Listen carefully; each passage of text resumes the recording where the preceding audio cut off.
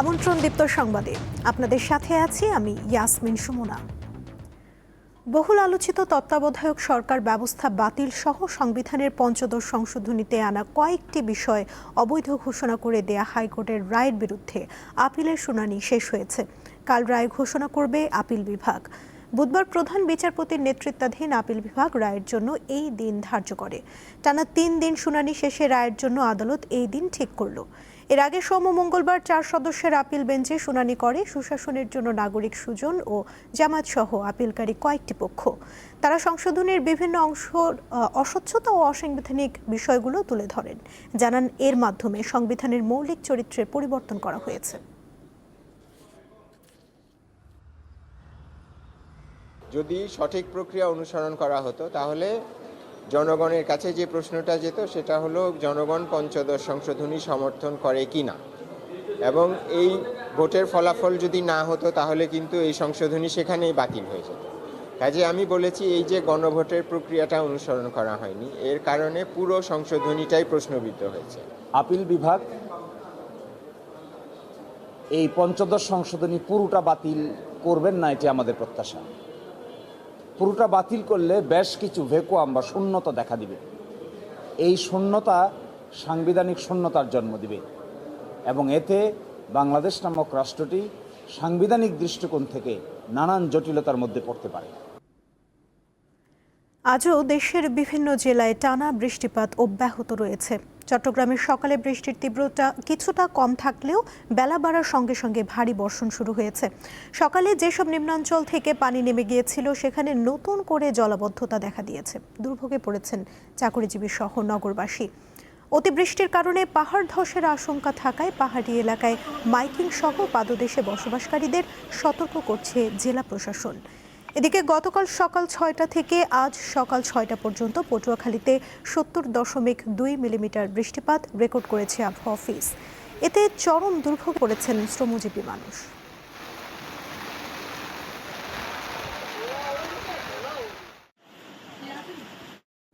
আগামী শুক্রবার পর্যন্ত সারা দেশে বৃষ্টিপাত অব্যাহত থাকবে বলে পূর্বাভাস দিয়েছে আবহাওয়া অফিস। পাশাপাশি চট্টগ্রাম ও পার্বত্য অঞ্চল সহ পাহাড়ি এলাকায় ভূমিধসের সতর্কতা দেওয়া হয়েছে।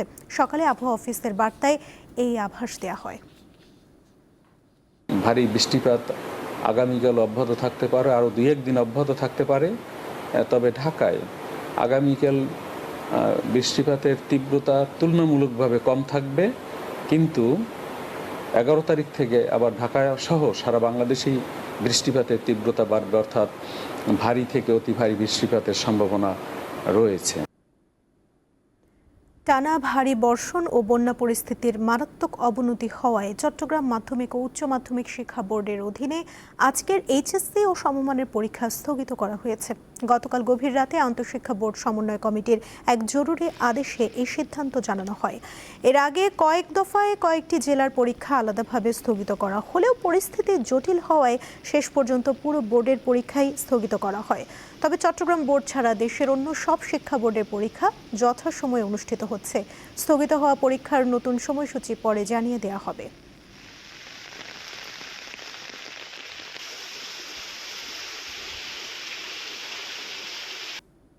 আন্তর্জাতিক প্রসঙ্গ।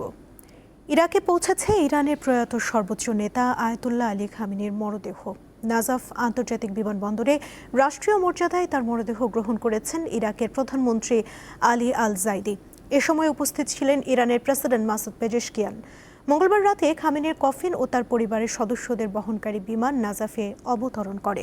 বুধবার নাজাফ এবং পবিত্র কারবালা নগরীতে তার জানাজা ও শোক মিছিলের পরিকল্পনা করা হয়েছে। এদিকে এই বিশাল সমাবেশটি যেন সুষ্ঠুভাবে সম্পন্ন করা যায় সেজন্য ইরাকের প্রধানমন্ত্রী আল জাইদি বুধবার দেশটিতে সাধারণ ছুটি ঘোষণা করেছেন।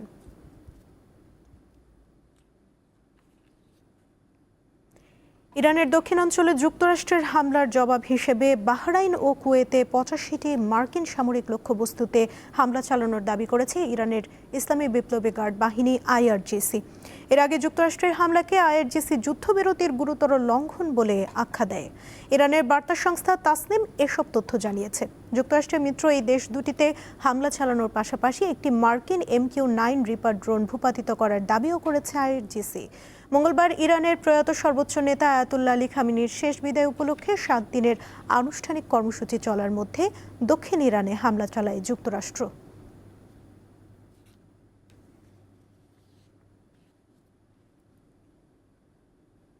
এবারে ফুটবল বিশ্বকাপ 2026।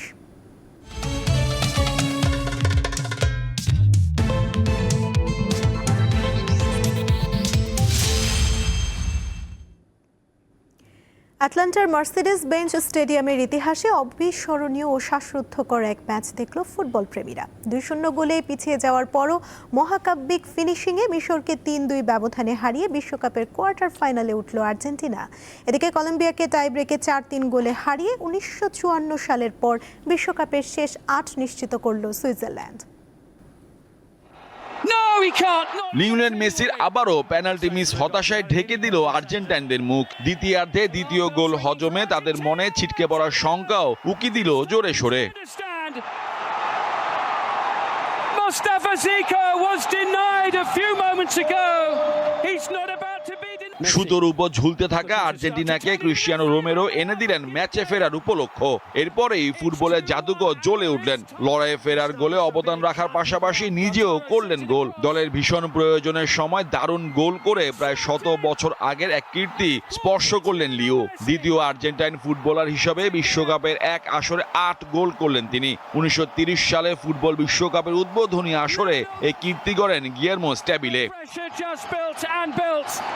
And finally it paid off. And Egypt's 2 goals. আর শেষটা রাঙান এনজো ফার্নান্দেজ। মিশরকে হারিয়ে উত্তর আমেরিকা বিশ্বকাপের কোয়ার্টার ফাইনালে ওঠার পর এই আর্জেন্টাইন মিডফিল্ডার জানান দিলেন ব্যাক টু ব্যাক শিরোপা জিততে যাচ্ছেন তারাই। 31st stoppage time goal in this world. এদিকে ভ্যানকুভারে নির্ধারিত 90 মিনিট পেরিয়ে অতিরিক্ত 30 মিনিটেও গোলের দেখা পেল না সুইজারল্যান্ড কলম্বিয়া। উত্তাপহীন লড়াইয়ে সব রোমাঞ্চ জমা হলো টাই ব্রেকে, যেখানে স্নায়ুচাপ ধরে রেখে কলম্বিয়াকে হারিয়ে কোয়ার্টারের টিকিট কাটলো সুইসরা। Cucho Hernandez and it's saved. 1954 সালের পরে প্রথম বিশ্ব আসরে শেষ 8-এ উঠল তারা। আসরে এখন পর্যন্ত অপরাজিত দলটি সেমিফাইনালে ওঠার লড়াই খেলবে শিরোপাধারী আর্জেন্টিনার বিপক্ষে, যারা সব ম্যাচেই জিতেছে। মোহাম্মদ হাসিব, দীপ্ত স্পোর্টস। টানটান উত্তেজনার রাউন্ড অফ 16 শেষে বিশ্বকাপের কোয়ার্টার ফাইনালে সবশেষ দল হিসেবে জায়গা করে নিয়েছে সুইজারল্যান্ড। তার আগে শেষ 8-এ ঠাঁই পেয়েছে Argentina, France, Morocco, Spain, Belgium, Norway ও ইংল্যান্ড। সুইজারল্যান্ড ও কলম্বিয়ার ম্যাচ দিয়ে শেষ হয়েছে বিশ্বকাপে শেষ 16 লড়াই। চূড়ান্ত হয়ে গেছে কোয়ার্টার ফাইনালে লাইন আপ। চমক জাগানিয়া পারফরম্যান্স যেমন হয়েছে, তেমনি রুদ্ধশ্বাস কিছু জয়ের দেখা মিলেছে শেষ 16-এ। রাউন্ড অফ 16-এ প্রথম ম্যাচে 3 আয়োজকের একটি কানাডাকে 3-0 গোলে উড়িয়ে দিয়ে টানা দ্বিতীয়বার কোয়ার্টারে ওঠে মরক্কো। এই পর্বে 9 জুলাই তাদের প্রতিপক্ষ ফ্রান্স, যাদের বিপক্ষে গেলবা সেমিফাইনালে হেরেছিল তারা। তীব্র গরমের মধ্যে প্যারাগুয়েকে 1-0 গোলে হারিয়ে শেষ 8-এ জায়গা করে নেয় গতবারের ফাইনালিস্ট ফ্রান্স। আসরে এখন পর্যন্ত 5 ম্যাচে সবকটিতে জিতেছে তারা, গোল করেছে 14টি।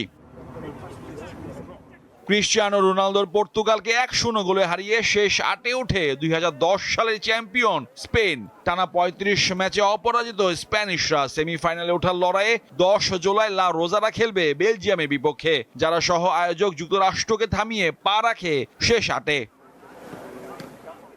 এই রাউন্ডের সবচেয়ে বড় চমক দেখায় 28 বছর পর বিশ্বকাপে ফেরা নরওয়ে। 5 বারে বিশ্ব চ্যাম্পিয়ন ব্রাজিলকে 2-1 গোলে হারিয়ে দেয় ইউরোপের দলটি। শেষ 8-এ 11 জুলাই আর্লিং হালান্ডরা খেলবে ইউরোপের আরেক দল ইংল্যান্ডের বিপক্ষে। 1966 সালে বিশ্বকাপ জয়ীরা শেষ 16-তে টুর্নামেন্টের সহ আয়োজক মেক্সিকোকে বিদায় করে টিকিট পায় কোয়ার্টারের।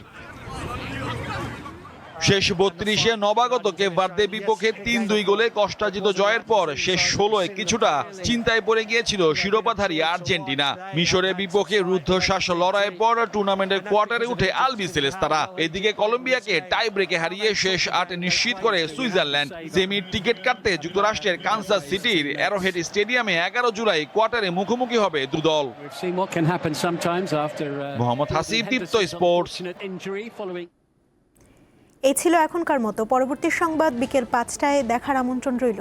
এছাড়া আরও তথ্য পেতে যুক্ত থাকুন দীপ্ত ডিজিটাল প্ল্যাটফর্মের সাথে। ধন্যবাদ সবাইকে।